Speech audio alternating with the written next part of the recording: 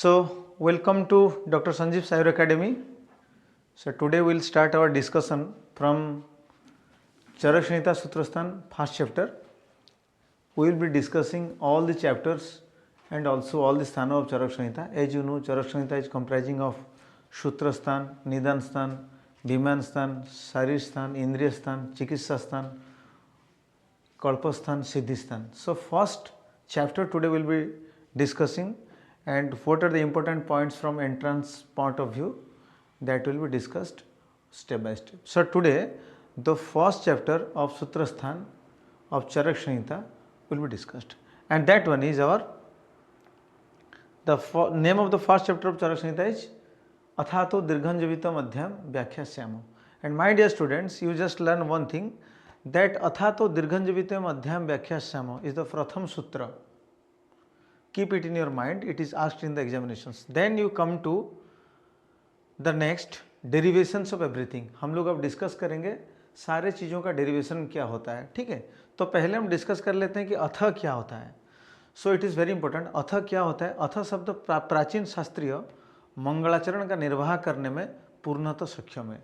आप लोगों को एक चीज़ तो जरूर याद होगा कि किसी भी चीज़ शुरू करने से पहले हम मंगलाचरण करते हैं। ये कि ये वैदिक विधि के अनुसार होता है। किसी भी शास्त्र, मान लीजिए चरक संहिता, सुश्रुत संहिता या अष्टांग हृदय, किसी भी शास्त्र शुरू करने से पहले हम क्या करते हैं कि मंगलाचरण को उच्चारण करते हैं, उच्चाटन करते हैं, क्योंकि उसी से ही भाव आ जाता है जिसको लेके आगे हम शास्त्र को पढ़ सकेंगे, शास्त्र को इम्प्लीमेंट कर सकेंगे और शास्त्र का पूरा विचार किया जा सकता है। ये मंगलाचरण जो किया गया है, जो राइटर हैं जो इसको लिखे हैं यानी कमेंट्री दिए हैं, जैसे कि ब्रह्मानंद त्रिपाठी साहब इसका कमेंट्री दे रहे हैं, तो वो शुरू करने से पहले इसीलिए वो मंगलाचरण का बात कर रहे हैं या मंगलाचरण का डिस्कशन कर रहे हैं। तो ज़्यादा डिस्कशन ये मंगलाचरण के ऊपर ना करके हम फिर अपने अंदर में घुसेंगे। तो अथ का शब्द क्या होता है, तो नोट इट डाउन। अथ शब्द प्राचीन शास्त्रीय मंगलाचरण का निर्वाह करने में पूर्णतः सक्षम। ये क्वेश्चन आ सकता है कि अथ शब्द क्या डिनोट करता है, which of the following is denoted by अथ शब्द। सो यू में से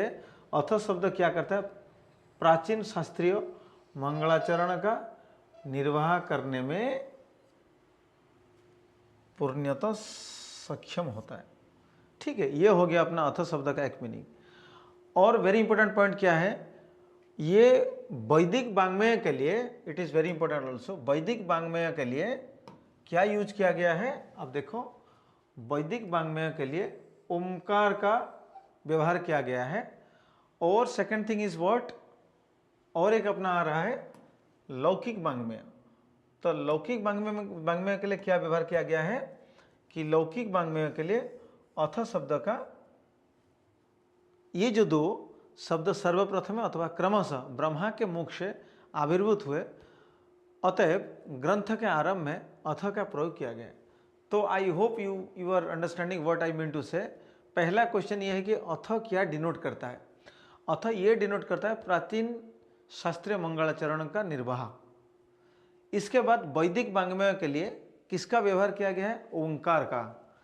और लौकिक वाङ्मय के लिए अथ का व्यवहार किया गया है। और ये जो दो शब्द सर्वप्रथम अथवा क्रमशः ब्रह्मा के मुख से आविर्भूत हुए, अतएव ग्रंथ के आरंभ में अथ का प्रयोग किया गया है। इसका डेरिवेशन आप देखो, ये रीजनिंग और आसरेशन में भी आ सकता है कि अथ has been used in the प्रथम सूत्र ऑफ चरक संहिता। इसका जो अर्थ है ये दिया जाएगा कि वैदिक वाङ्मय के लिए ओंकार, लौकिक वाङ्मय के लिए अथ शब्द, और ये दो शब्द सर्वप्रथम अथवा क्रमशः ब्रह्मा के मुख से आविर्भूत हुए, अतः ग्रंथ के आरंभ में अथ का प्रयोग किया गया है। तो अथ का शब्द जो है ना, वो आंसर में बता दिया, यानी जो लिखा गया है क्यों वर्णन किया गया है, जैसे कि सर्वप्रथम अथवा क्रमशः ब्रह्मा के मुख से आविर्भूत हुए, अतएव यह ग्रंथ के आरंभ में अथ का प्रयोग किया गया है। तो रीजनिंग में ये अथ का एक हो जाएगा कि अथ शब्द प्राचीन शास्त्रीय का मंगलाचरण निर्वाह करने में समर्थ है। अर्थ में ये आ सकता है कि सर्वप्रथम अथवा क्रमशः ब्रह्मा के मुख से आविर्भूत हुए, अतएव ग्रंथ के आरंभ में अथ का प्रयोग किया गया है। समझे आप? यह डिस्कशन आ सकता है रीजनिंग और आसरेशन में, इसको अच्छी तरह याद कर लो आप, ठीक है। मैं सोच रहा हूँ कि आप लोगों के समझ में आ गया होगा। ये नेक्स्ट क्या हम डिस्कस करेंगे, अतः। अतः क्या होता है, ये आप व्युत्पत्ति को याद रखो।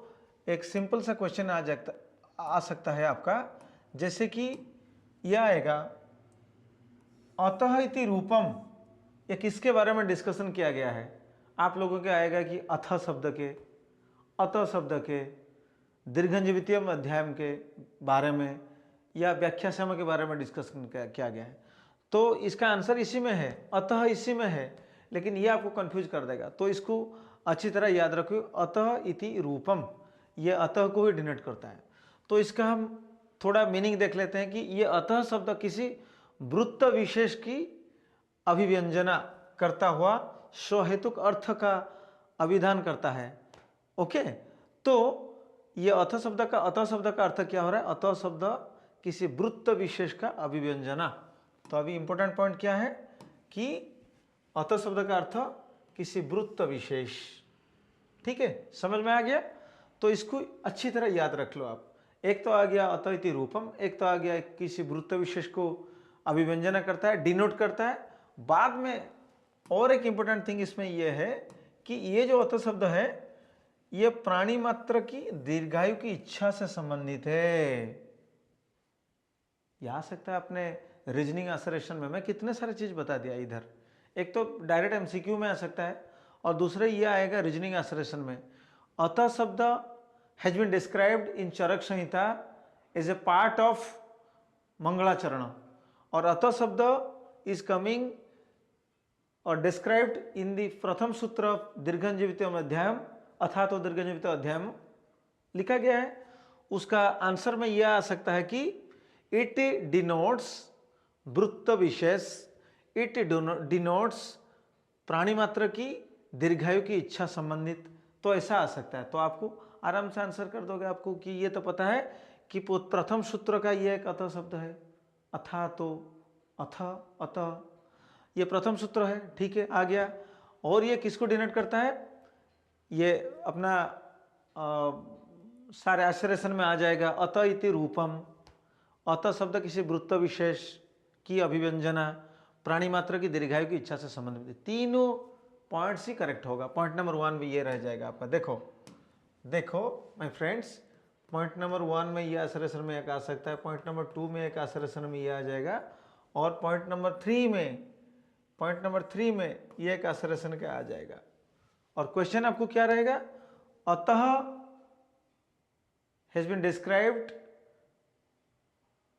इन द फर्स्ट सूत्र ऑफ फर्स्ट चैप्टर ऑफ सूत्रस्थान ऑफ चरक संहिता।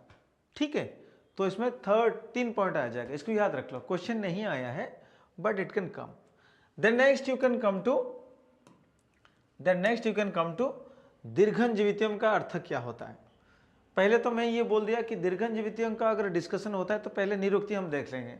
तो निरुक्ति क्या, जैसे कि अतः का हम बोले थे अतः इति रूपम, तो दीर्घंजवितम का क्या निरुक्ति है ना, दीर्घजीवितम इति अधिकृत्य दीर्घजीवित शब्दो अस्मिन्निति मतत्वे अध्याय अनुवाक्योर्लुक, ऐसे क्वेश्चन आ जाएगा। ये श्लोका एक आ जाएगा। देखो माय फ्रेंड्स, देखो एक श्लोका आ जाएगा, कम दिस श्लोका will come in the examination.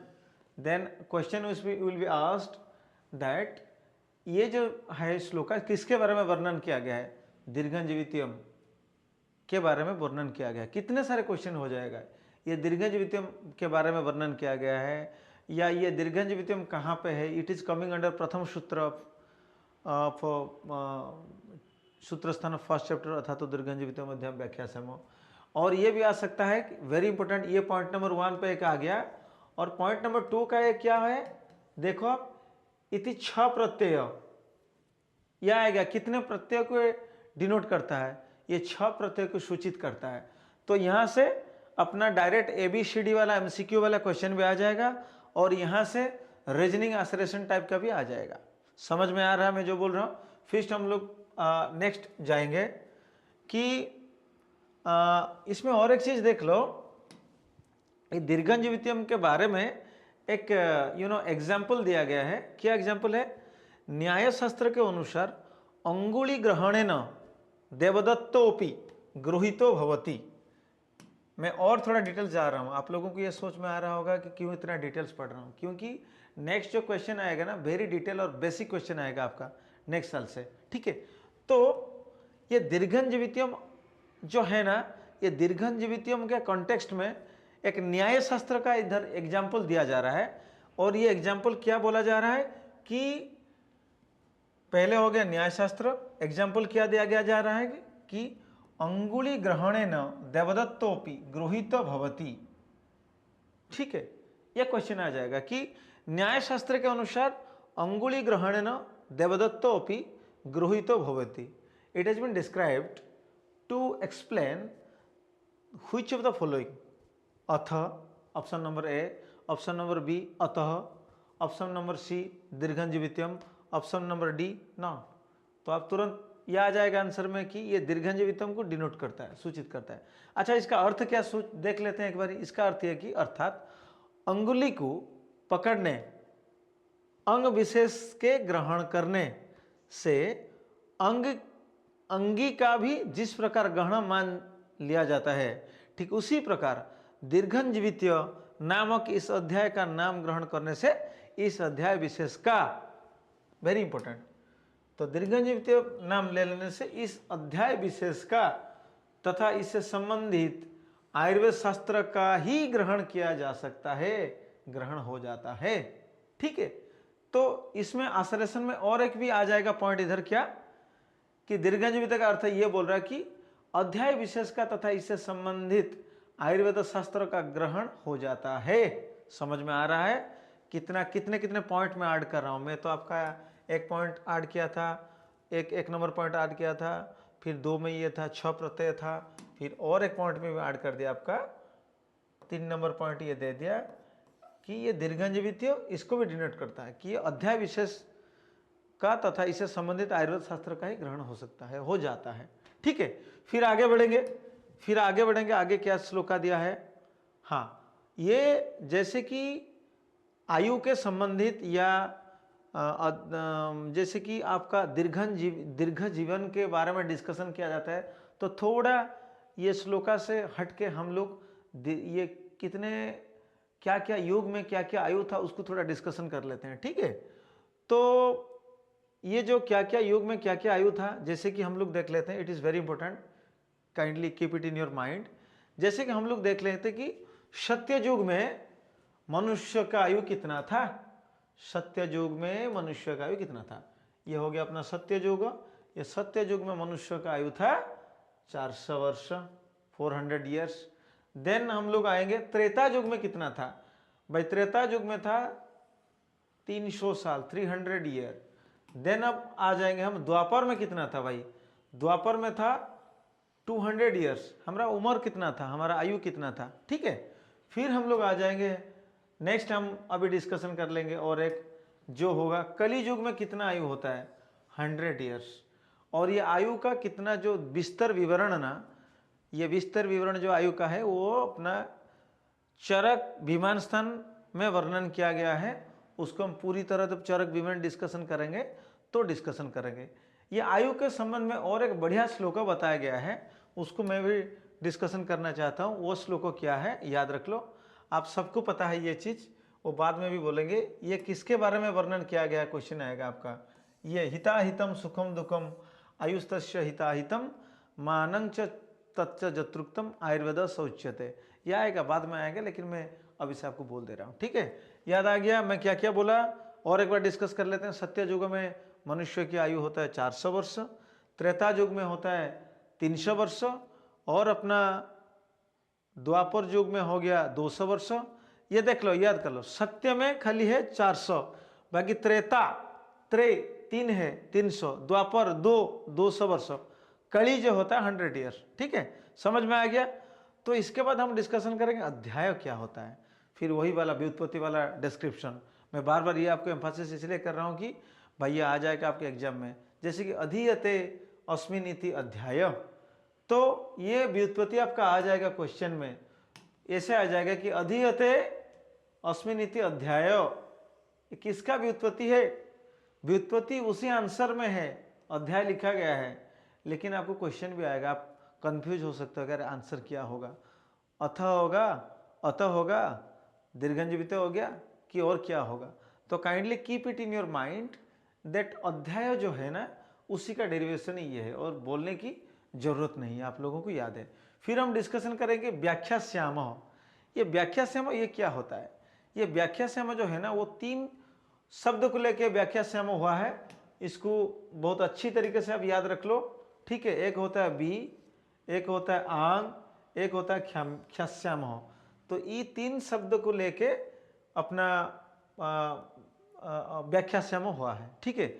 तो एंट्रेंस में आने वाला क्वेश्चन किए हैं, इसमें क्या क्या है, जितने सारे चीज़ में बोल दिया, ये सारे चीज़ एंट्रेंस में क्वेश्चन आने वाला चीज़ है। और यहाँ पे और एक सबसे बेस्ट इंपॉर्टेंट क्वेश्चन जो ऑलरेडी पड़ गया है आप लोगों का, आ गया एग्जाम में आ गया, ठीक है। वो क्या होता है ना, आपको ये आएगा कि अथा तो दीर्घं जीवितम अध्यायम व्याख्यास्याम, इसमें कितने पद हैं, हाउ मेनी पदज आर देयर इन अथा तो दीर्घं जीवितम अध्याय में कितने पद होते हैं। यह आपके एंट्रेंस में बार बार आ जाता है। डियर फ्रेंड्स, इसको याद रख लो, हाउ मेनी पदज, हाउ मेनी पदज, आपके पद कितने, टोटल पदज कितने हैं।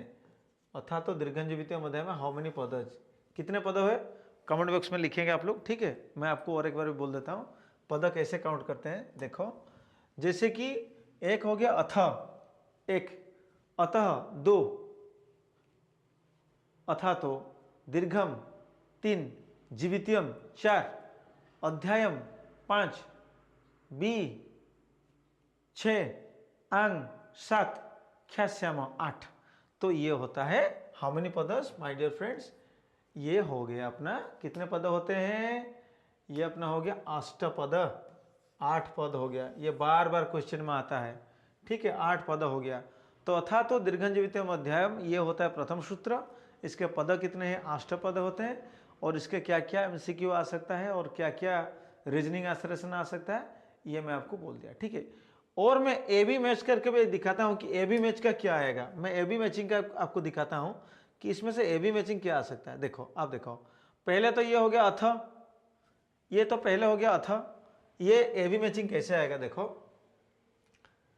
ये अथ में एक आ जाएगा, जैसे कि अपना देख लो, ए बी मैचिंग में एक दिखाता हूं, मैच ए विथ बी, ठीक है।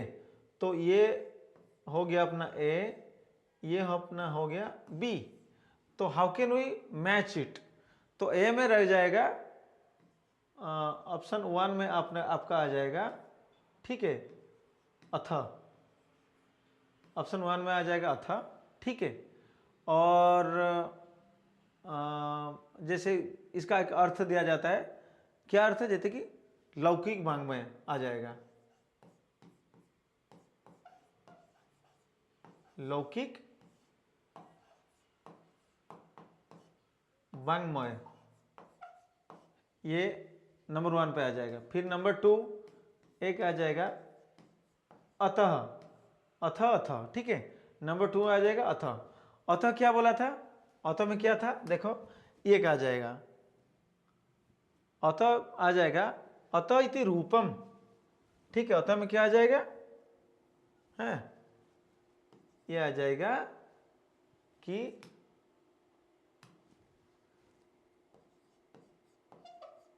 अतः इति रूपम, हो गया 2 नंबर। फिर थर्ड में एक आएगा क्या, दीर्घं जीवितम, ठीक है।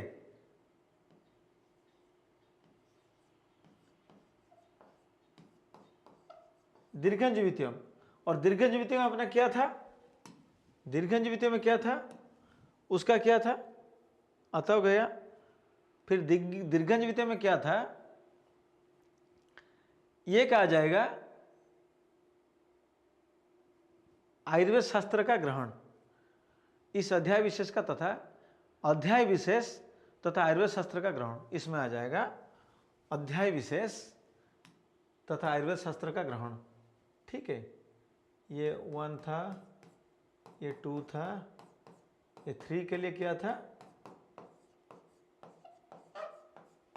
अध्याय विशेष तथा आयुर्वेद शास्त्र का ग्रहण, ठीक है। और 4th में क्या था हमारा?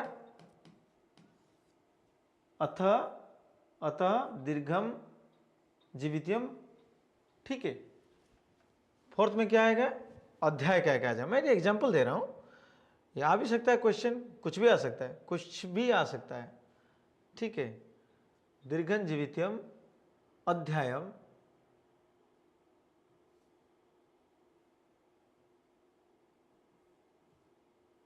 आप देख लो, दीर्घं जीवितम अथातो दीर्घं जीवितम, ठीक है, अध्यायम व्याख्यास्याम। तो इसमें और एक आ सकता है कि ये मान लीजिए अभी मैं आपको ये 3 एग्जाम्पल दे दिया, तो ये 3 एग्जाम्पल को आपको मैचिंग करने के लिए आ जाएगा। तो आप अच्छी तरह आपको मैचिंग करना है।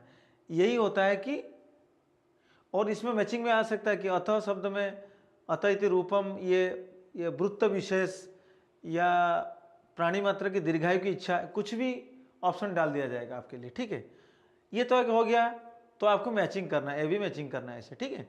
फिर और एक मैं एग्जांपल देता हूँ ए बी मैचिंग का, रीजनिंग एसरेशन ABCD टाइप का और ए बी मैचिंग। ये ए बी मैचिंग का आगे एग्जाम्पल गया, रीजनिंग एसरेशन का मैं एक दे दिया, और हाउ मेनी पदज आर देयर, ये ABCD वाला ऑप्शन आ जाएगा, ठीक है।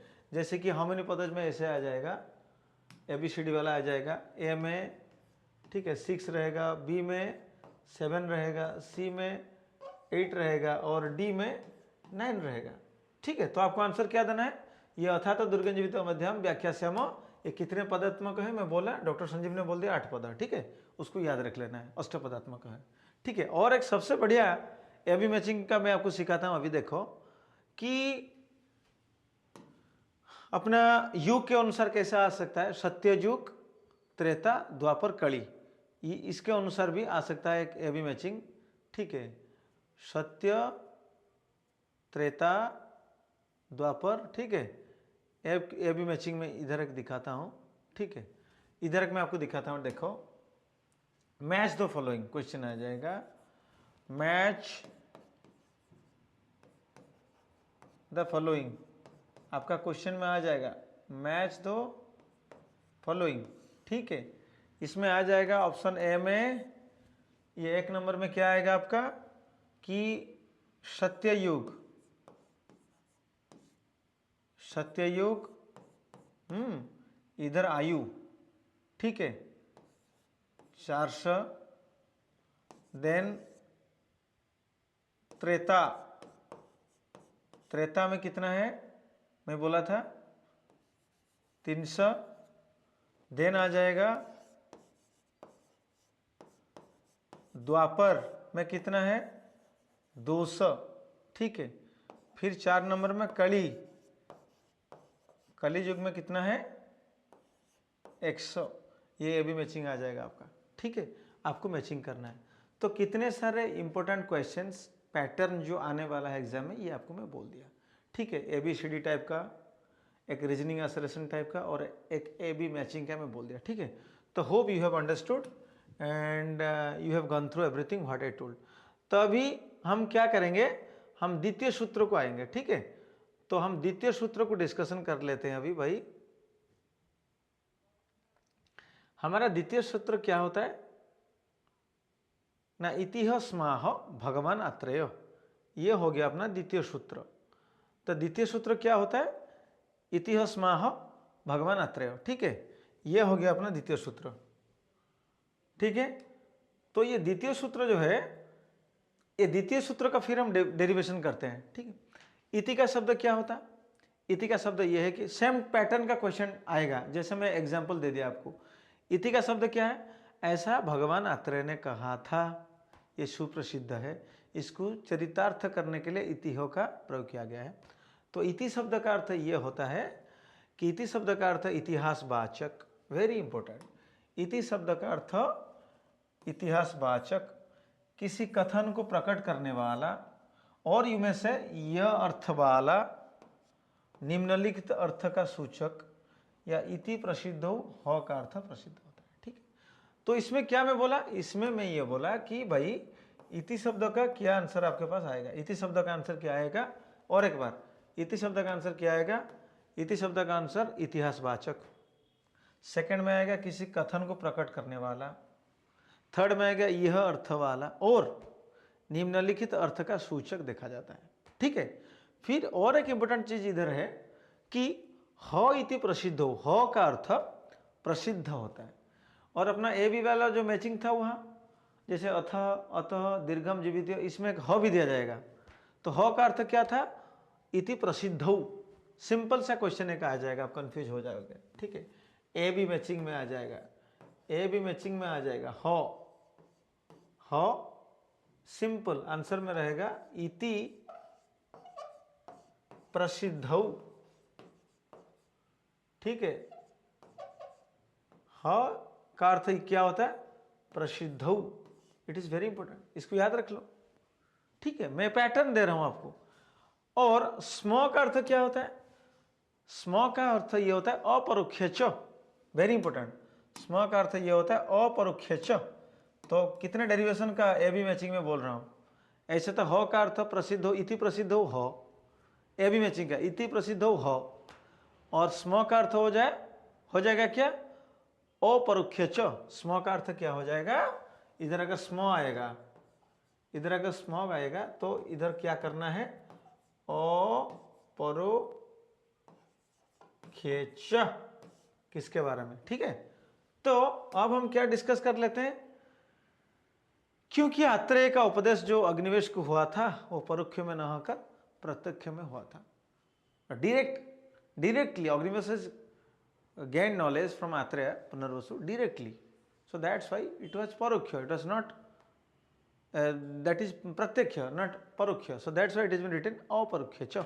समझ में आ रहा होगा मैं जो बोल रहा हूँ। ठीक है, तो इसमें और एक इंपॉर्टेंट चीज क्या है, स्म पूर्वक आह क्रिया से आत्रेय। ठीक है, स्म पूर्वक आह क्रिया से आत्रेय। ओके, और अग्निवेश के प्रत्यक्ष उपदेश में, अग्निवेश के प्रत्यक्ष उपदेश में काल संबंधित व्यवधान उत्पन्न न होकर समाधान ही प्राप्त होता है। ये इसका डेरिवेशन टाइप का है, अपरोक्ष मीनिंग को जब समझाया गया है उसी को लेके बोले हैं। ठीक है, तो इसको ज़्यादा डिस्कस नहीं करेंगे, वो इतना इंपॉर्टेंट नहीं है, लेकिन भगवान के व्युत्पत्ति भी आ सकता है अभी मैचिंग में। वो क्या आएगा, भगं पूजितं ज्ञानम तद्वत नीति तद्यथा उत्पत्तिं प्रलयं चैव भूतानाम आगतिम गतिम बेति विद्याम अविद्यानं च सवाच्यो भगवान नीति, इसका डेरिवेशन याद रख लो। ठीक है, वो भी आ सकता है व्युत्पत्ति में, मैं वेरी डिटेल बोल रहा हूँ क्योंकि कुछ मिस ना हो जाए। तो आत्रेय तो आपको पता है, ये तो 100% आ सकता है अपना मैचिंग में। अत्रे अपत्यम पुमान इति क्वेश्चन में आ जाएगा, क्वेश्चन में आ जाएगा अत्रे अपत्यम पुमान, अतः अपत्यम पुमान। ठीक है, यहाँ पे क्या आ जाएगा, फिल इन द ब्लैंक्स, आपको ब्लैंक्स फिल करना है। क्या होगा आंसर, क्या होगा, क्या होगा आंसर, क्या होगा आंसर, अत्रे अपत्यम पुमान क्वेश्चन आ जाएगा, आंसर आपको क्या देना है, अत्रेय। समझ में आ रहा है आपको। तो पुनर्वसु अत्रेय अत्रि के पुत्र तथा शिष्य थे, it is very important. Punarvasu Atreya ये अपना आंसर है, पुनर्वसु अत्रेय वो अत्रि के पुत्र तथा शिष्य थे, याद रख लो। ठीक है, पुनर्वसु अत्रेय अत्रि के पुत्र तथा शिष्य थे, इट इज वेरी इंपॉर्टेंट, याद रख लो उसको। ठीक है, तो आप डिस्कस क्या करेंगे कि ये जब सूत्र के बारे में डिस्कशन किया जा रहा है, सूत्र स्थान में सूत्र, प्रथम सूत्र, फिर द्वितीय सूत्र, फिर ये सूत्र एक्चुअली क्या क्या सूत्र चरक संहिता में मतलब डिस्कस किया गया है। इसमें 4 सूत्र का डिस्कशन हो रहा है। ठीक है, एक होता है गुरु सूत्र, एक होता है शिष्य सूत्र, एक होता है प्रतिसंस्कृत सूत्र, एक होता है एक्य सूत्र। It is a very good concept for A be matching, very important, it will be very good concept for A be matching. मैं आपको जो बोलूंगा अभी, ठीक है, इसमें कितने सूत्रों का डिस्कशन किया गया है, देखो एक गुरु सूत्र है, ठीक है, एक शिष्य सूत्र है, एक प्रतिसंस्कृत सूत्र है, एक एक्य सूत्र है। ठीक है, तो मैं आपको अभी डिस्कशन करूंगा कि ये क्या क्या सूत्र कहाँ डिस्क्राइब किया गया है और ये कैसे क्वेश्चन में आएगा। आप देख लो, इसका मैं अभी आपको एग्जाम्पल दे रहा हूं कि फर्स्ट हम डिस्कशन करेंगे कि हाँ, इसमें पहले हम डिस्कशन करेंगे शिष्य सूत्र। शिष्य सूत्र क्या होता है ना? शिष्य सूत्र होता है, ये होता है अपना शिष्य सूत्र। क्या? नौ एतानी, ये होता है पंच कषाय शतानी पूर्यन्ते, ये अपना होता है क्या? शिष्य सूत्र। ये होता है शिष्य सूत्र। इसको याद कर लो फ्रेंड्स, इसको याद कर लो, ये क्वेश्चन है शिष्य सूत्र। और एक बार मैं बोल रहा हूं, पंच कषाय शतानी पूर्यन्ते, नौ एतानी भगवान पंच कषाय शतानी शिष्य सूत्र। एक्चुअली इसका क्या, एक्चुअली ये किसके कॉन्टेक्स्ट में बोला जा रहा है? देखो, थोड़ा हम बैक जाएंगे।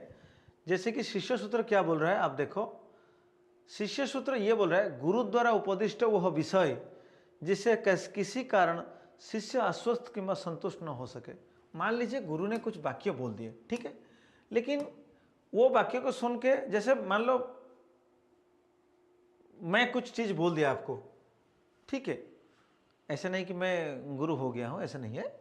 मान लो मैं एक वाक्य आपको बोल रहा हूं, जो वाक्य से आपको संतुष्ट ना मिला। अरे संजीव सर आके क्या बोल दिए हैं यार, ये कुछ समझ में नहीं आ रहा है, क्या बोल रहे हैं? संतुष्ट समझ में आ रहा है अगर है, फिर भी संतुष्ट आप लोग नहीं हो रहे हो, यानी you are not getting satisfied what I told. Why you are not getting satisfied? Because when I told the concept you are getting confused, means it may be having many answers.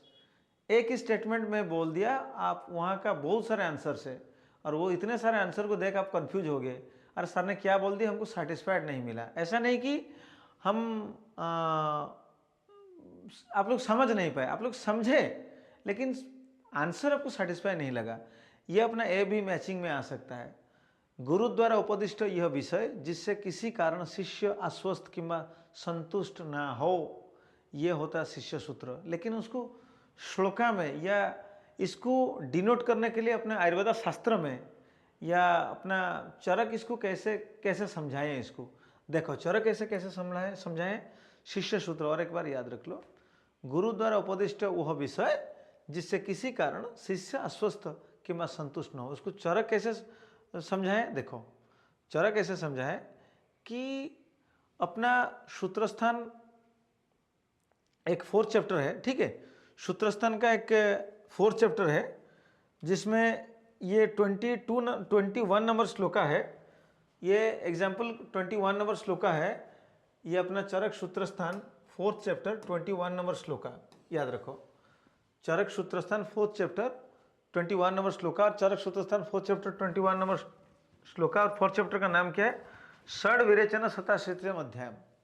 षड विरेचन शताशीतिम अध्याय में ये शिष्य सूत्र का example दिया गया है। और शिष्य सूत्र क्या होता है?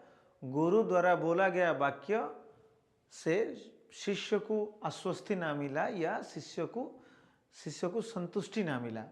तो एग्जाम्पल क्या है? ये अपना श्लोका में दे दिए हैं चरक जी, क्या दिए हैं? न एतानि भगवान पंच कषाय शतानि पूर्यन्ते। अर्थ क्या है?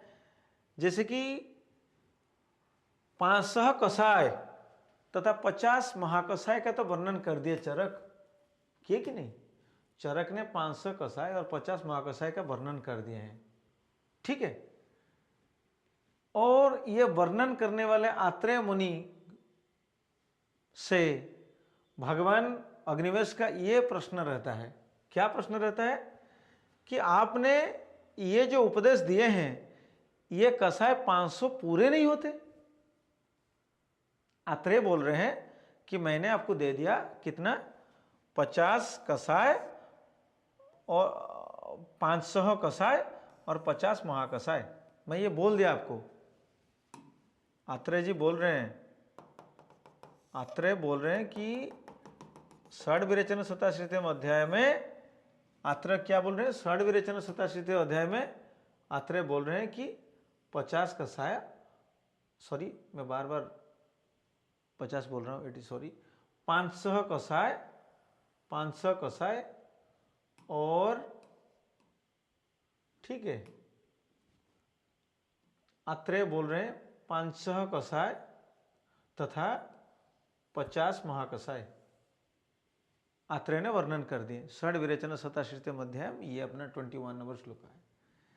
लेकिन अग्निवेश ये बोल रहे हैं न एतानि भगवान, हे भगवान पंच कसासितानि पूर्यन्ते, न एतानि भगवान पंच कसासितानि पूर्यन्ते। इसका अर्थ यह है कि इस प्रकार 500 कसाय और 50 महाकसाय का तो वर्णन आप कर दिए भगवान, लेकिन आपने ये जो उपदेश दिए ये कसाय 500 तो पूरे नहीं होते। वे ही पदार्थ अधिकांश रूप से उन महाकसाय में दिखाई देते हैं। मान लीजिए एक एक ड्रग बार बार दूसरे महाकसाय में देखे जाते हैं और उनको जो मिलाते हैं तो 500 हो जाता है। 50 महाकसाय जो होता है ना, तो एक एक ड्रग का जो जीवनीय में है, ठीक है, तो वो भृंगणीय में है। मैं एग्जांपल दे रहा हूँ।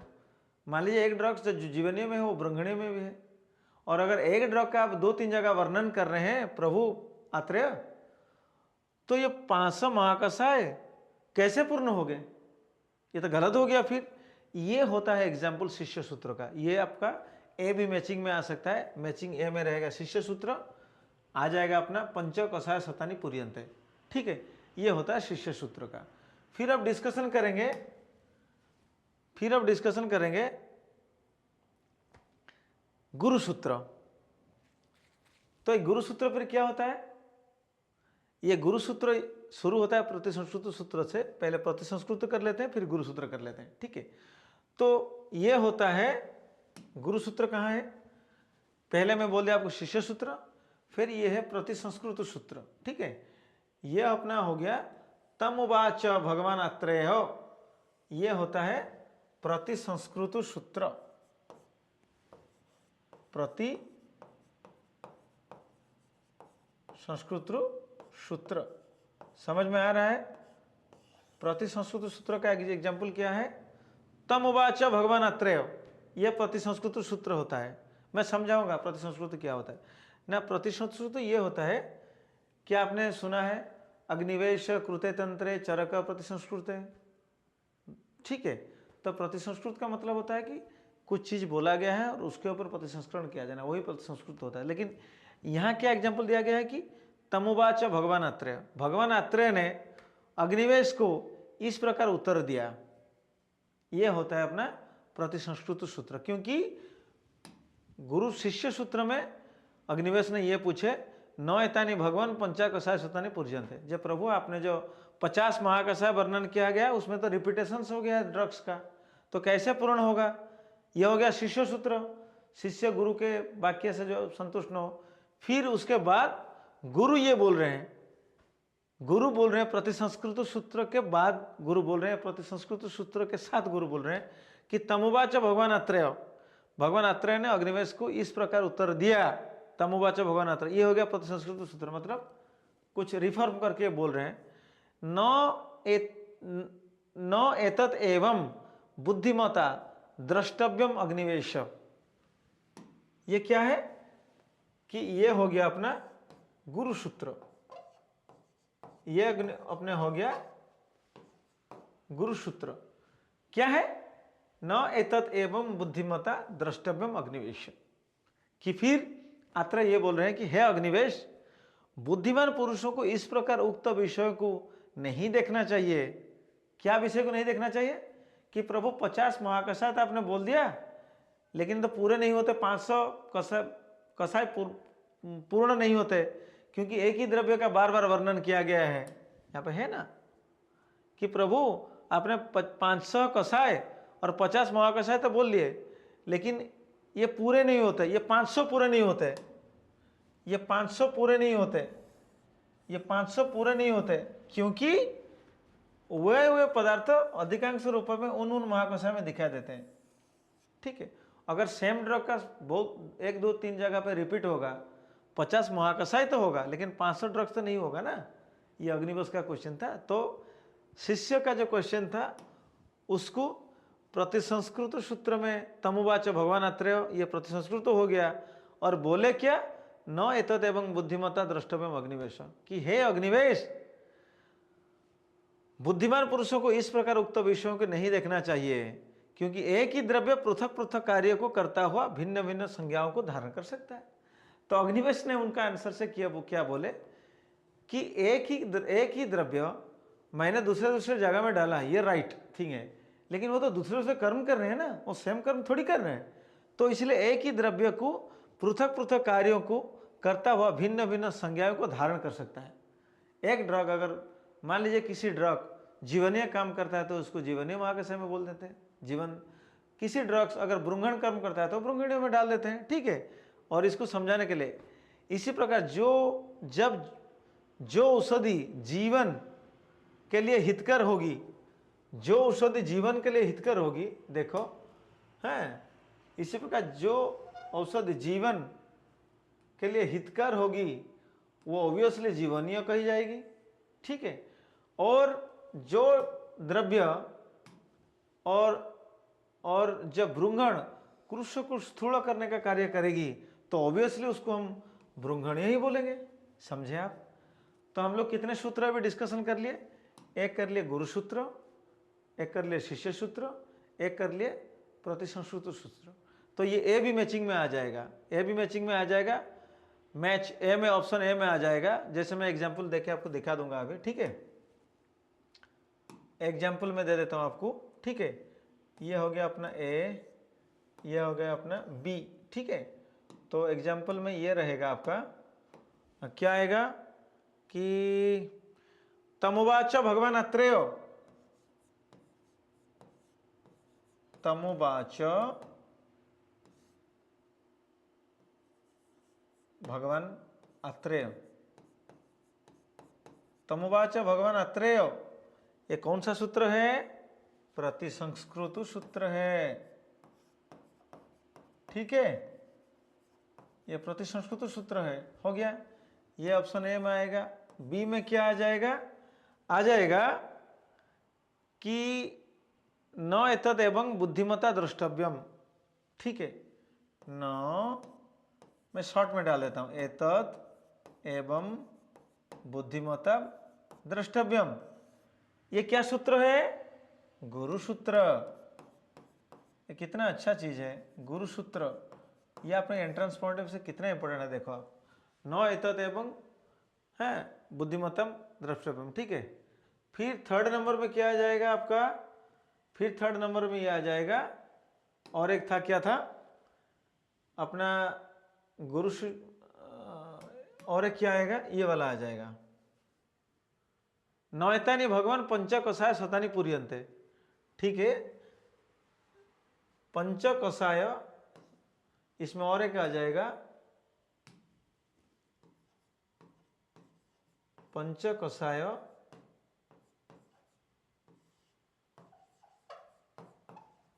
पंचकसाय शतानी पूर्यन्ते, ठीक है। ये कौन सा हो गया, यह हो गया अपना, क्या हो गया, मैं बोल दिया ना आपको, ये हो गया शिष्य सूत्र, ठीक है। ये हो गया शिष्य सूत्र है, ये 3 नंबर पे गया। और एक क्या है, और एक अपना सूत्र है, क्या सूत्र है, एकीय सूत्र है। और एक बाकी रह गया एकीय सूत्र। ये एकीय सूत्र क्या होता है ना, किसी चीज को समझाने के लिए दूसरे चीज का एग्जाम्पल स्वरूप लिया जाता है, उसको एकीय सूत्र बोलते हैं। देखो इधर है, ठीक है। एकीय सूत्र क्या है, जहां विषय विशेष को समर्थन के लिए किसी आचार्य की उक्ति को प्रमाण रूप में उद्धृत किया गया है, ठीक है, उसको हम क्या बोलते हैं कि एकीय सूत्र बोलते हैं। इसका एग्जाम्पल क्या होता है ना, इसका एग्जाम्पल ये हो गया, कुमारस्य शिर पूर्वम अभिनिवर्तत इति कुमार शिरा भरद्वाज, समझाने के लिए। तो ये वाला चीज अपना रह जाएगा कहाँ, वो ए बी मैचिंग में, वो ए बी मैचिंग में रह जाएगा 4th पॉइंट में, कुमारस्य शिर, ठीक है। ये मैचिंग में, ए बी मैचिंग में रह जाएगा, कुमारस्य शिर, ठीक है। मैं थोड़ा स्लोली, मैं स्पीड जाऊंगा, डोंट वरी, मैं स्पीड बिल्कुल जाऊंगा। आज पहला क्लास है ना, तो यानी फर्स्ट चैप्टर में मैं इसीलिए different kind of patterns of questions I am discussing, why, because it may come. कुमारस्य सीरा, ये मैं बोला, ये क्या सूत्र का एग्जाम्पल हो गया अपना, ये हो गया क्या, एकय सूत्र, ठीक है, ये हो गया अपना एकय सूत्र। हैंड राइटिंग थोड़ा अच्छा नहीं है, आप लोगों को कैसा लग रहा होगा मेरे को पता नहीं है, लेकिन आप अपने अपने लैंग्वेज में अपने अपने वर्ड में लिख दो, ठीक है, जो मिले। तो ये ए बी मैचिंग आ सकता है, इसको याद रख लो। क्वेश्चन नहीं आया है अब तक, लेकिन आ सकता है, ठीक है। तो इसके बाद हम लोग आएंगे नेक्स्ट श्लोका को। अपना नेक्स्ट श्लोका क्या है, नेक्स्ट श्लोका ये है कि हाँ, थर्ड वाला श्लोका क्या है, दीर्घं जीवितम अनुष्ठन भरद्वाज उपागमत इंद्रम उग्र तपा बुद्ध्वा शरण्यम अमरेश्वरम, ठीक है। तो इसमें क्या हुआ फिर कि दीर्घं जीवन जीवन प्राप्ति के लिए उपदेश रहस्य विज्ञान को जानने की इच्छा से महातपस्वी महर्षि भरद्वाज देवताओं के स्वामी शरण में गए हुए का हित करने वाला जानकर इंद्र के पास गए। ये श्लोका थोड़ा आपको कंफ्यूजन में आ रहा होगा, इसमें ये श्लोका बाद में रहना चाहिए था, एक्चुअली पहले डाल दिए हैं चरक जी ने, मैं उसको समझाता हूँ अच्छी तरह आपको, ठीक है। ये जो श्लोका है इसमें खाली ये याद रख लो कि उग्रतपा क्या है, ठीक है, और बुद्धा शरण्यम अमरेश्वरम, ठीक है। ये भरद्वाजा क्या होता है इसको थोड़ा याद रख लो। ये उग्रतपा जो है ना, ये डिनोट्स भरद्वाज महान तपस्वी थे, ये अपने तपोबल के प्रभाव से सदैव स्वर्गलोक पहुँचे, ठीक है। तो ऐसे कुछ कुछ पर्याय को लेके भी ए बी मैचिंग हो सकता है। उग्रतपा महर्षि भरद्वाज, मैंने पहले भी कुछ पर्याय दे दिया हूँ आपको, ठीक है। अत्रि के बारे में मैं दे दिया था आपको, मैं ऑलरेडी बोला था, ठीक है, मैं ऑलरेडी आपको अत्रि के बारे में दे दिया था, ठीक है। क्या दिया था, अत्रेय अपत्यम पुमान आत्रेय पुनर्वसु आत्रेय अत्रि के पुत्र तथा शिष्य, ऐसे डाल दिया जाएगा कि अत्रि के पुत्र तथा शिष्य, ठीक है। एक ऑप्शन में रहेगा अत्रि का पुत्र एवं शिष्य, बी में रहेगा उग्रतपा भरद्वाज अत्रि के पुत्र एवं शिष्य पुनर्वसु अत्र, ऐसे भी मैचिंग आ सकता है, ठीक है। और एक आ सकता है क्या, चक्रपाणी बोलते हैं भरद्वाज इति गोत्र नाम, इसको याद रख लो, भरद्वाज इति गोत्र नाम, it is very important, Bharadwaj इति गोत्र नाम, इट इज़ वेरी इंपॉर्टेंट, इसको याद रख लो, ठीक है। लेकिन एक बात ध्यान रखो कि ये श्लोका थोड़ा बाद में रहना चाहिए था। ये shloka it is the initial shloka which denotes Ayurveda अवतरण, स्वर्गलोक से पृथ्वीलोक को कैसे आयुर्वेदा का आया। तो कैसे आयुर्वेदा आया स्वर्गलोक से पृथ्वीलोक तक, जैसे कि आप लोगों को पता है, ये विमान अपना चरक विमान में अच्छी तरह वर्णन किया गया है कि एक जनपद उदंशने में अध्याय है, इसमें अच्छी तरह वर्णन किया गया है वायु जल देश काल का कैसा अपना ये दूषित हो गए। फिर अगर वायु जल देश काल दूषित हो जाएंगे तो फिर क्या होगा, पेड़ पौधे ये सारे दूषित हो जाएंगे, पूरे ब्रह्मांड दूषित हो जाएंगे, लोगों को व्याधियाँ होने लगेगा, लोग मर जाएंगे। तो ठीक है, तो ये जनपद उदंशनों को बताया गया था, बताया गया है अपना चरक विमान में। उसी तरह अपना ये जो श्लोका है ये डिनोट करता है आयुर्वेदा अवतरणम के बारे में। तो कैसे अवतरण हुआ आप देख लो, मैं आपको बताता हूँ जी। ये थोड़ा बाद में है, ठीक है, ये कैसे हुआ मैं फिर इसके बाद आऊँगा। ये बाद में क्या हो कि आयुर्वेदा अवतरण के बारे में डिस्कशन किया गया है कि एक्चुअली क्या हुआ था, ठीक है, आयुर्वेदा अवतरण को क्यों जरूरत पड़ा। महर्षि भरद्वाज का है ना श्लोका, जैसे कि उग्रतपा दिया गया, एक्चुअली क्या था कि वो श्लोक आया। देखो ये था, विघ्न भूता जदा रोगा प्रादुर्भूता शरीरिणम तपो उपवास अध्ययन ब्रह्मचर्य व्रतायुषम तदा भूतेषु अनुकृष्टम पुरस्कृत्य पुनर्शय समेता पुण्य कर्माण पार्श्व हिमवत शुभ। इसमें बहुत सारा क्वेश्चन है। ये क्या हुआ आप लोग देख लो, जब तप उपवास अध्ययन ब्रह्मचर्य व्रत आदि पवित्र कार्यों में संपूर्ण आयु को समाप्त करने वाले शरीरधारियों में विघ्न बाधा उत्पन्न करने वाला रोग उत्पन्न होने लगे, उस समय पुण्यात्मा महर्षिगण प्राणियों पर कृपा करने की सदिच्छा से हिमालय के समीप शुभ स्थान पर आकर एकत्रित हुए। इसमें प्रथम चीज ये हुआ कि आयुर्वेद अवतरण का ये बेसिक पिलर आ गया इधर कि आयुर्वेद अवतरण क्यों हुआ। क्योंकि मैंने जैसे आपको बोला था अभी कि जनपद उध्वंसनी अध्याय चरक विमान में बोले हैं ना, वायु जल देश काल ये सारे दूषित होने लगा। तो इसमें फिर क्या हुआ, इसमें यह है कि तपो उपवास अध्ययन ब्रह्मचर्य ये कार्य में संपूर्ण लीन पुरुषों जब अपने आयुष्य को समाप्त करने के लिए, उनके आयुष को समाप्त करने के लिए विभिन्न रोग उत्पन्न होने लगे, तब आयुर्वेद अवतरण का कुछ प्रस्तावना या आयुर्वेद अवतरण का कुछ सोच शुरू हुआ। ठीक है, मैं समझ में आ रहा है क्यों हुआ। मैं और एक बार बोल रहा हूं कि देख लो भाई, तपो उपवास अध्ययन ब्रह्मचर्य व्रत आदि पवित्र कार्यों में संपूर्ण आयु को समाप्त करने वाला पुरुषों में बाधा उत्पन्न करने वाले रोग उत्पन्न होने लगे। जो जो पुरुष वो तप कर रहे थे, उपवास कर रहे थे, अध्ययन कर रहे थे, ब्रह्मचर्य कर रहे थे, व्रत आदि कर रहे थे, वो जो उसी टाइम व्याधि उत्पन्न होने लगा जो कि उन लोगों का आयुष को समाप्त करने वाला था। ठीक है, इसीलिए इधर लिखा गया कि विघ्नभूता जदा रोगा प्रादुर्भूता शरीरिणाम। तो जो जो रोग, विघ्न उत्पन्न करने वाले रोग जब शरीर में उत्पन्न हो गया, इधर है विघ्न भूता जदा रोगा प्रादुर्भूता शरीरिणाम, कि विघ्न उत्पन्न करने वाला जो जो रोग, ठीक है, वो जब शरीर में प्रादुर्भूत हो गया, क्यों हुआ, क्यों हुआ, वो तो कारण है अपना जनपद उद्वंसनीय अध्याय में कारण है। जब ये बाधा विघ्न उत्पन्न करने वाला व्याधि जब आ गया तो किन लोगों में आया ना, जो जो लोग तपो उपवास अध्ययन व्रत अध्ययन ब्रह्मचर्य व्रत में जो लीन थे। तो तपो उपवास अध्ययन ब्रह्मचर्य व्रत में जो जो लोग पुरुष जो जो लीन थे, वो पुरुषों में आयु को ह्रास करने वाला, विघ्न सृष्टि करने वाला व्याधि उत्पन्न हुआ। इट इज वेरी इंपॉर्टेंट, व्याधि उत्पन्न हुआ। तो जब वो व्याधि उत्पन्न हुआ तो ये व्याधि खाली मनुष्यों को आक्रमण नहीं करेगा, वो व्याधि मनुष्यों को आक्रमण करेगा, साथ साथ पेड़ पौधे सारे चीजों को भी आक्रमण करने लगेगा, जिसका पूरा डिस्क्रिप्शन विमान में है। ठीक है, तो अगर ये व्याधि मनुष्यों को मारेगा या पेड़ पौधों को मारेगा तो डेफिनेटली वो व्याधि को काउंटर करने के लिए हमको कुछ तरीका ढूंढना पड़ेगा। तो क्या तरीका ढूंढना पड़ा, तो वो तरीका था कि सारे महर्षिगण आके शुभ यानी हिमालय के शुभ स्थान पर बैठ गए। सुबह पार्श्व हिमवत शुभे, इट इज वेरी इंपॉर्टेंट।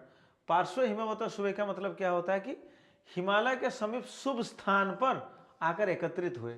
और यहां शुरू होता है संभाषा कॉन्सेप्ट। जैसे आप लोगों के एंट्रेंस में आता है ना कि संभाषा का वर्णन which of the following chapters, in which of the following chapters संभाषा has been described, और संभाषा का मैचिंग आ जाता है। जैसे कि ये संभाषा कौन सा स्थान में है, ये संभाषा में क्या का किस विषय का डिस्कशन हो रहा था। जैसे कि ये जो संभाषा में डिस्कशन हो रहा था आयुर्वेदा अवतरण के बारे में, तो संभाषा परिषद के ऊपर बहुत सारा क्वेश्चन होता है।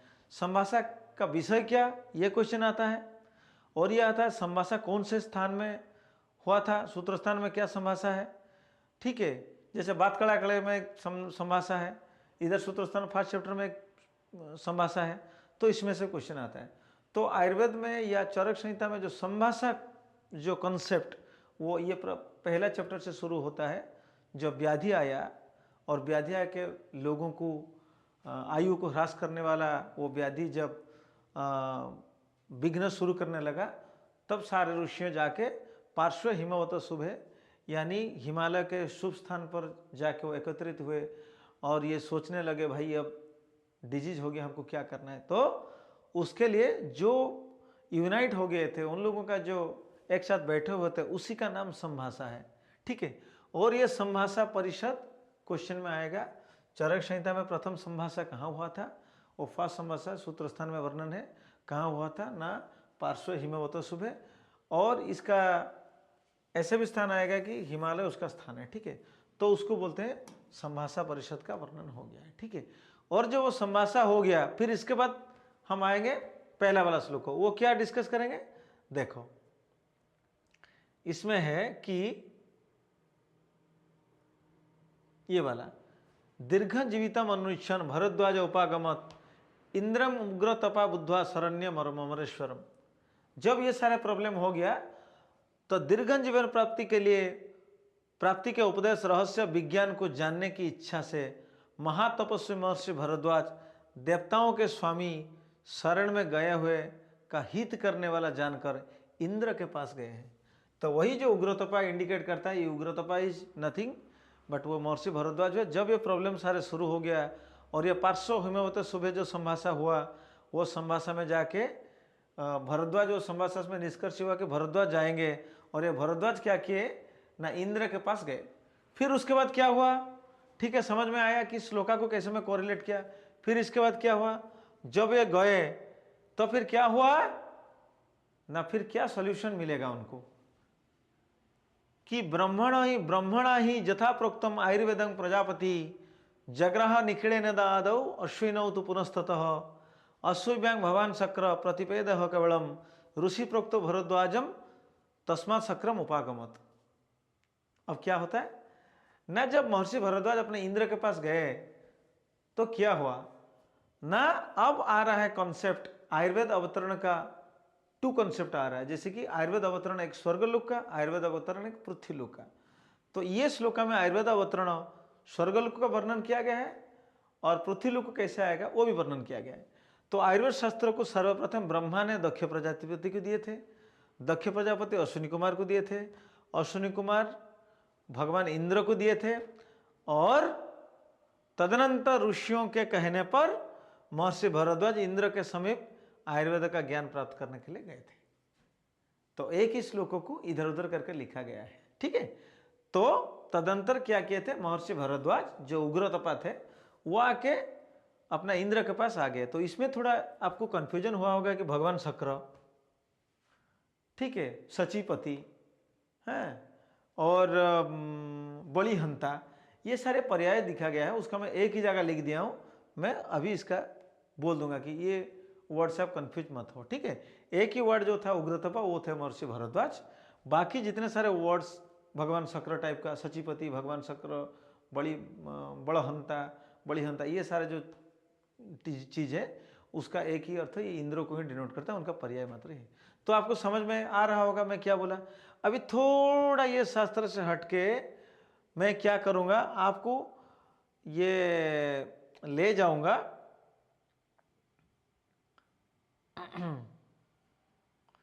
थोड़ा हटके मैं आपके, जैसे कि ये श्लोका में बोल दिया था, और महर्षि भरद्वाज गए थे अपने इंद्र के पास, और ब्रह्मा ने दक्ष प्रजापति को दिए थे, दक्ष प्रजापति इंद्र, दक्ष प्रजापति अश्विनी कुमार ने इंद्र को। ये स्वर्गलोक का था आयुर्वेद अवतरण। और इंद्र के पास जाके जब महर्षि भरद्वाज पहुंचे तो क्या हुआ, फिर वो डिस्कशन करेंगे, वो बाद में दिया गया है, एक ही साथ सारी चीज नहीं दिया गया है। और भी एक क्वेश्चन थे कि हिमालय पादस्थान में, पाददेश में जो संभाषा हुआ था, वो संभाषा में कितने ऋषियों थे, ये आपके लिए क्वेश्चन है। चैट बॉक्स में अभी के अभी डाल दो, ठीक है, कितने ऋषि थे इधर, ठीक है। मैं बोलूँगा आपको कितने ऋषि थे, ठीक है, बोलूँगा आपको कितने ऋषि थे, बोलूँगा, ठीक है, मैं बता देता हूँ, ठीक है। ये ऋषि कितने थे, कितने ऋषि थे, 53, ठीक है। तो अब क्या करेंगे, ये सारे ऋषियों का नाम इधर दिया गया है, ठीक है। फिर अब क्या आएगा नेक्स्ट ये आएगा हमारा, देखो कि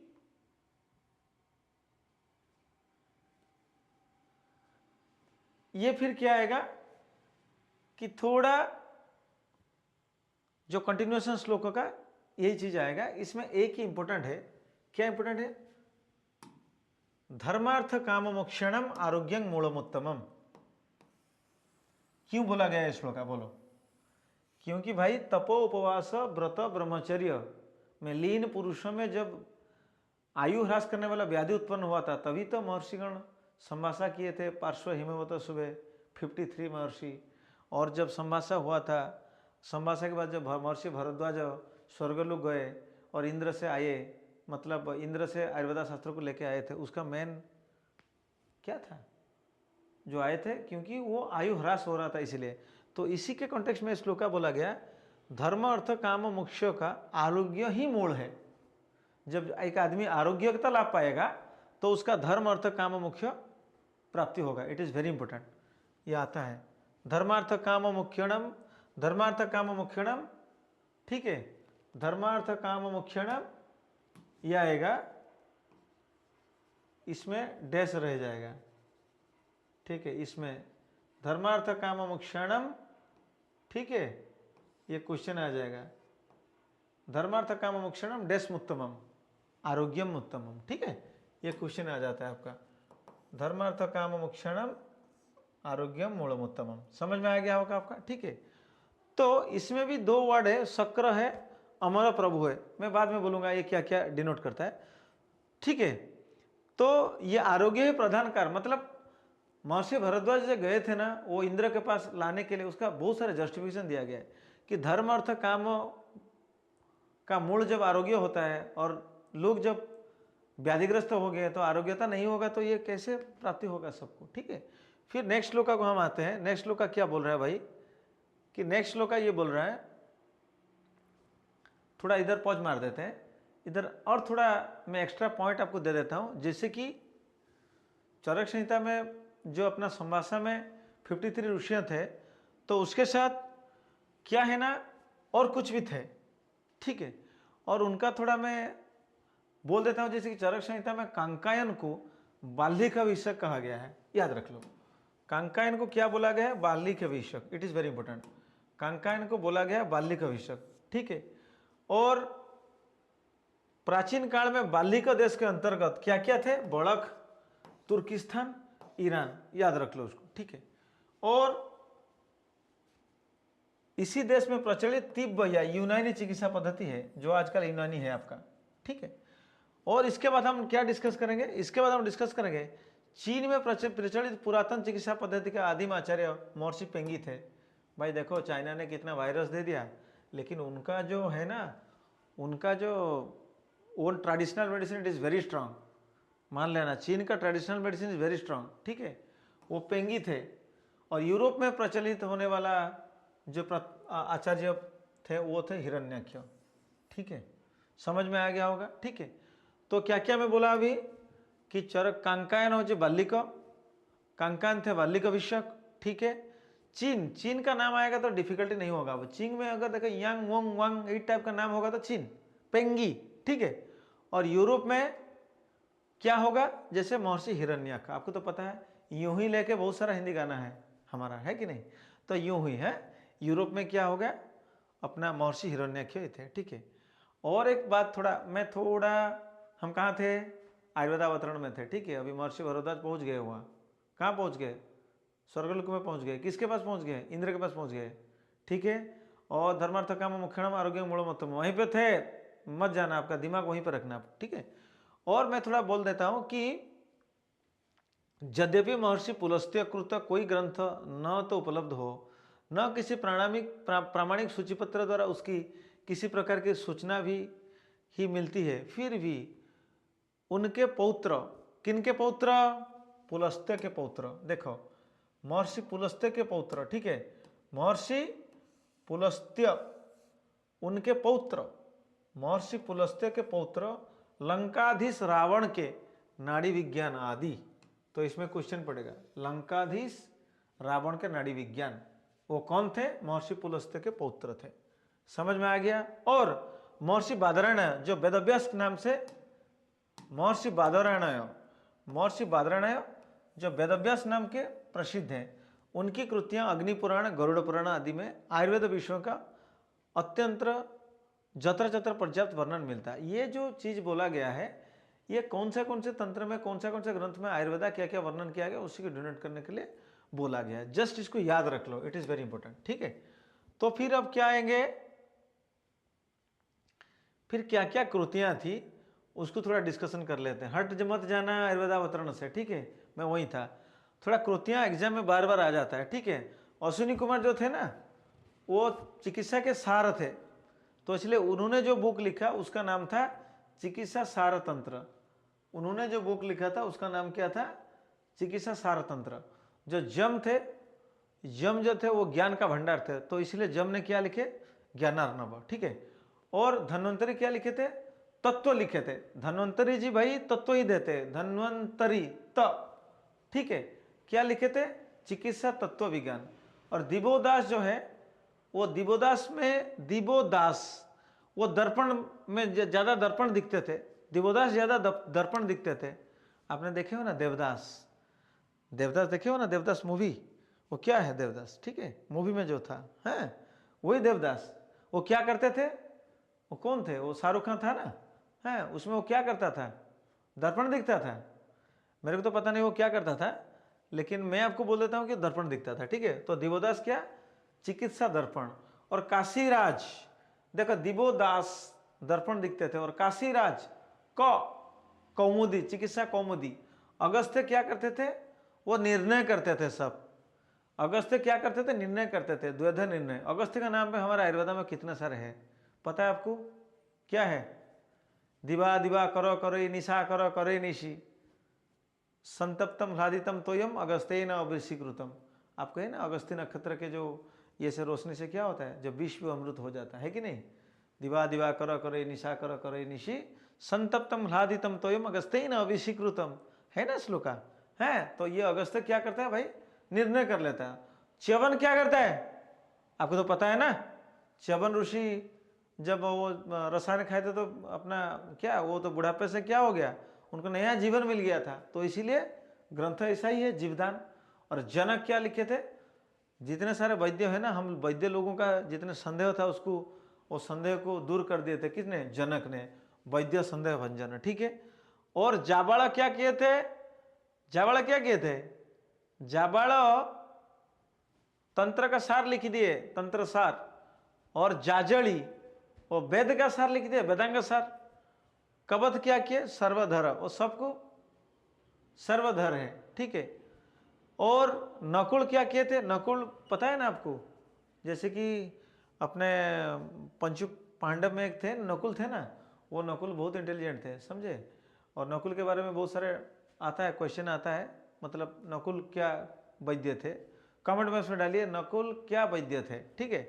और नकुल क्या, वो वैद्य के सर्वस्व ही थे। सहदेव क्या करते हैं, वो सारे को उखाड़ कर मतलब विमर्दन कर देते थे, व्याधि सिंधु विवर्धन। बुद्ध क्या थे, सर्वसार थे बुद्ध। और पैड़ जो थे, ठीक है, वो तो निदानी थे, और क्या, ठीक है, पैड़ निदान पेन, ठीक है, पैड़ निदान पेन है। देखो सारे चीज़ों का इतना निमोनिक्स बनाएंगे तो बाद में सारे निमोनिक्स इकट्ठा होकर ऐसे ये हो जाएंगे। लेकिन मेरा ये है कि आपको समझाएं अच्छी तरह, ताकि आप लोग खुद बना पाओगे, या आपके एक दिमाग में आ जाएगा, या आपके मतलब कुछ कंपैरिजन से आपके मन में जैसे रह जाएगा, ये मेरा इंटेंशन है, ठीक है। और तो आपको ये पता है, ये बाद में डिस्कस करते हैं अपना आयुर्वेद इतिहास के बारे में, ठीक है। अब एक सबसे इंपॉर्टेंट चीज़ है, हम कहाँ थे, हम वहाँ थे कि महर्षि भरद्वाज जाके इंद्र के पास पहुँच गए। फिर महर्षि भरद्वाज ने क्या किए, ना ना ना ना ना, फिर कंफ्यूजन इधर शुरू हो गया कि चरक जी ने ये श्लोका को कहीं अहर और डाल लेना चाहिए था। ये श्लोका किसका कंटिन्यूएशन है, ये श्लोका है जब प्रथम संभाषा अपना कहाँ हुआ था, पार्श्व हिमवत सुबह, जब हिमालय के पाददेश में प्रथम संभाषा अपना हुआ था ना, वही संभाषा में क्या हुआ था, वो वाला श्लोका ये है। देखो चरक कहाँ डाल दिए इसको लेके, ठीक है। वो मैंने पहले आपको वर्णन कर दिया था कि वो भरद्वाज ऑलरेडी कहाँ पहुँचे थे, इंद्र के पास पहुँच गए थे। लेकिन वो महर्षि भरद्वाज कैसे इंद्र के पास गए, इसका आंसर इधर है। जब संभाषा का कॉन्सेप्ट शुरू हुआ, जब 53 ऋषियाँ के हिमालय एक शुभ स्थान पर जाके एकत्रित हो गए, वहीं पे ये कॉन्सेप्ट आ रहा है। क्या कॉन्सेप्ट, क सहस्राख्य भवनम गच्छत प्रष्टुम सचिपतिम। अरे हमारे इतने सारे महर्षि ऋषियाँ हैं, सहस्राख्य भवन यानी इंद्र के भवन में जाके उनको कौन प्रश्न पूछेगा जाके कि इधर पृथ्वीलोक में ऐसा विघ्न आया हुआ है, हम विघ्नों के लिए क्या करेंगे। अहम अर्थे न्यूज्य अयम अत्रेति प्रथमम वचः, ठीक है। तो मैं इसका मीनिंग बोल देता हूँ। इसमें कुछ नहीं है, इसमें इंद्र के खाली पर्याय हैं वो आएंगे, और इसका अर्थ एक्चुअली क्या है मैं आपको बोल देता हूँ। ये टाइम ले लेगा हमारा, ज़्यादा डिस्कशन नहीं करेंगे उसको। क्या करेंगे, जब ऋषियों की उक्त सभा में यह प्रश्न उपस्थित हुआ कि देवराज इंद्र के पास हम में से रोग शमन के उपाय स्वरूप आयुर्वेद के उपदेशों को पूछने के लिए कौन जाए। समझ में आ रहा है मैं क्या बोला? जब ये व्याधियों का उत्पन्न होने लगा और 53 ऋषि जब जाके हिमालय के एक शुभ स्थान पर एकत्रित हो गए, तो उन लोगों में क्वेश्चन आया, भाई हम लोगों से कौन जाके देवराज इंद्र के पास जाएगा। तब सर्वप्रथम भरद्वाज ने कहा कि इस पवित्र कार्य के लिए मुझे नियुक्त करना चाहिए। ठीक है, तो इट इज वेरी इंपॉर्टेंट। आज तो क्वेश्चन नहीं आया है, अगर मेरे को क्वेश्चन दिया जाएगा तो मैं जरूर डालूंगा ये क्वेश्चन। कि ये क्वेश्चन क्या है, कि ये क्वेश्चन है कि जब सारे ऋषियां एकत्रित होने लगे तो क्वेश्चन यह है कि ये महर्षि भरद्वाज जो इंद्र के पास जाएंगे, ये खुद बोले मेरे को नॉमिनेट कर दो, या ऋषियों ने मिलकर उनको नॉमिनेट किया कि भाई तुम जाओ इंद्र के पास। ये क्वेश्चन है। लेकिन इसका डायरेक्ट आंसर क्या है, ये है इसका डायरेक्ट आंसर। एक वक्तव्य में ये लिखा गया है कि सब लोगों के इच्छा पर भरद्वाज को नॉमिनेट किया गया और हो गए। ऐसा नहीं है, भरद्वाज ने इधर खुद बोले हैं। देखो, भरद्वाज खुद बोले, अहम अर्थे न्यूज्य अयम अत्रेति प्रथमम वच। ठीक है, जब क्वेश्चन आया कह सहस्राख्य भवनम गच्छत प्रष्टुम सचिपतिम, ये क्वेश्चन आया था कौन जाएगा पूछेगा, तो अहम अर्थ न्यूज है अयन अस्मिन्नेति प्रथमं वच। तो महर्षि, ठीक है, तो भरद्वाज क्या बोले, इधर क्या बोले कि आयुर्वेद के उपदेशों को, भरद्वाज ने खुद बोले कि आयुर्वेद के उपदेशों को पूछने के लिए कौन जाए। तब सर्वप्रथम भरद्वाज ने कहा कि इस पवित्र कार्य के लिए मुझे नियुक्त करना चाहिए। यह सुनकर सभी महर्षि ने एकत्रित एकमत होकर महर्षि भरद्वाज को इंद्र से उपदेश प्राप्त करने के लिए नियुक्त किया। It is very important. ठीक है, तो ये रहा अपना आंसर कि किसने नियुक्त किया। भरद्वाज ने खुद बोले थे, तो सभी महर्षि बोले कि हाँ ठीक है उनको कर दो। ठीक है, तो अभी ज़्यादा टाइम मैं नहीं लूँगा, अभी खत्म कर दूंगा आपका। ठीक है, तो नेक्स्ट क्लास फिर शुरू करूँगा, नेक्स्ट जो है। ठीक है, तो फिर इधर क्या हुआ, इधर बहुत सारे चीज़ें देखो आप। इधर है सहस्राख्य भवनम, एक पर्याय है। आप लोग कंफ्यूजन में आ रहा है कि सर क्यों नहीं बोल रहे हैं। सहस्राख्य भवनम क्या है, ये सचिपतिम क्या है भाई, ये सुरेश्वरम क्या है, ये बड़हंतर क्या है, कितने सारे चीज़ें। जथावत अमर प्रभु, ये सारा क्या है, ये शक्र है, ये शक्र क्या है, ये कुछ नहीं है भाई। ये सारे चीज़ खाली इंद्र के पर्याय हैं, तो मैंने इधर भी डाल दिया आपको। इंद्र के पर्याय क्या है, इंद्र के पर्याय क्या है, सहस्राख्य। इंद्र के पर्याय क्या है आप देख लो, सहस्राख्य। इंद्र के पर्याय है क्या, सचिपतिम। इंद्र के पर्याय क्या है, शक्र। इंद्र के पर्याय है बड़हंतर। अरे बड़हंतर क्यों इंद्र के पर्याय, क्योंकि बड़ नामक एक राक्षस का अंत कर दिए थे वो। ठीक है, और इनका पर्याय सुरेश्वरम है, और इनका पर्याय शतक्रतु भी है। नोट इट डाउन, और एक बार बोल देता हूँ। इंद्र का पर्याय क्या है, सहस्राख्य, सचिपति, शक्र, बड़हंतर, सुरेश्वर, शतक्रतु। ठीक है, तो अब जब महर्षि भरद्वाज ने बोले कि मेरे को नॉमिनेट किया जाए, और सारे ऋषि भी ऐसे बोले कि हाँ नॉमिनेट किया जाए, तब जाके महर्षि भरद्वाज ने इंद्र के पास गए। ठीक है, तो ये श्लोक पहले होना चाहिए था, उसके बाद वो श्लोक होना चाहिए था। ठीक है, चरक जी ने थोड़ा इधर उधर करके लिख दिए हैं। ठीक है, डोंट वरी, लेकिन मैंने आपको एक ही जगह पर दे दिया। तो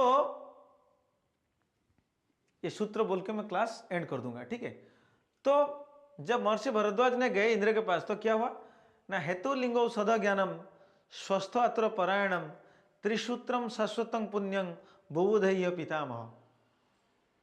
कि पूरे आयुर्वेद का जो कंसेप्ट है, ये आयुर्वेद कंसेप्ट को भगवान इंद्र ने क्या किए, महर्षि भरद्वाज को 3 सूत्र में बांट दिए और पूरे आयुर्वेद ज्ञान को दे दिए। ऐसे नहीं कि हम जैसे चरक संहिता एक एक करके अभी पढ़ रहे हैं, थोड़ी ना। इंद्र के पास टाइम है इतना, वो आपके भरद्वाज को बिठा के चरक संहिता 4 महीना पढ़ाएगा, ऐसा तो नहीं ना, दिव्य ज्ञानी थे। तो इसने क्या किए कि हेतु सूत्र, लिंग सूत्र, हेतु, लिंग और औषध, ये 3 चीज में पूरे आयुर्वेद ज्ञान को दे दिए, जो स्वस्थ और आतुर के लिए था।